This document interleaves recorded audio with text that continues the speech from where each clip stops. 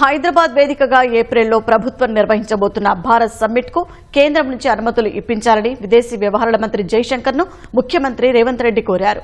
గురువారం ఢిల్లీలో కేంద్ర మాజీ మంత్రి సల్మాన్ ఖుర్షీద్, ఎంపీలు మల్లు రవి, చామల కిరణ్, అనిల్ కుమార్ తో కలిసి వెళ్లి జైశంకర్ ను కలిశారు. అమెరికా మాజీ అధ్యక్షుడు బరాక్ ఒబామా సహా 60 దేశాల ప్రతినిధులు ఈ సదస్సుకు హాజరయ్యే అవకాశం ఉందన్నారు. దౌత్య రవాణాపరమైన సాయం ద్వారా సదస్సు విజయవంతానికి సహకారం అందించాలని సీఎం రేవంత్ రెడ్డి కోరారు. రాబోయే 25 ఏళ్లలో రాష్ట్రాన్ని సమున్నతంగా నిలిపేందుకు తమ ప్రభుత్వం దార్శనిక పత్రం తయారు చేయబోతున్నట్లు తెలిపారు. అలాగే ఈ ఏడాది హైదరాబాద్ లో జరగనున్న మిస్ వరల్డ్ పోటీలు, గ్లోబల్ డీప్ టెక్ సదస్సు, ఇండియా జాయ్ ఫెస్ట్ వివరాలను కేంద్ర మంత్రి జైశంకర్ కు వివరించారు.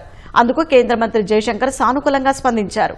దేశంలో అభివృద్ది చెందుతున్న రాష్ట్రాల్లో తెలంగాణ ఉందని, అత్యంత వేగంగా అభివృద్ది చెందుతున్న హైదరాబాద్ నగరంలో చేపట్టే కార్యక్రమాలకు తమ మంత్రిత్వ శాఖ మద్దతుగా నిలుస్తుందని భరోసా ఇచ్చారు.